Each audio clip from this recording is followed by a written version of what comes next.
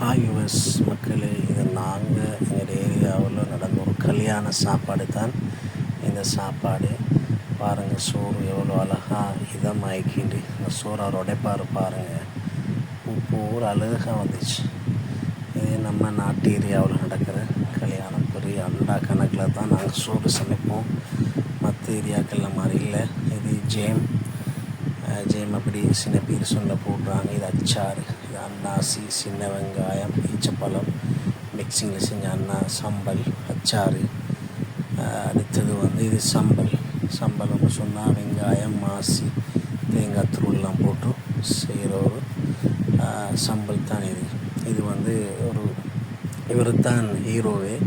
ஹனீஃபான்ஸுன்னா தெரியாத யாரும் இருக்க மாட்டாங்க. அண்டாத பொறுத்த கிங். இது கோழி பிடிச்சி வெங்காயம் போட்டு தருவாங்க. அப்படி ஃபன்னாகி தானே பாருங்களேன்.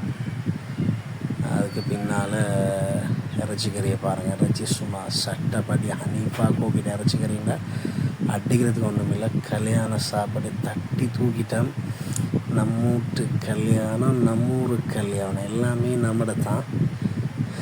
மக்களே, இந்த சேனலை நீங்கள் சப்ஸ்கிரைப் பண்ணியிருக்க மாட்டீங்க.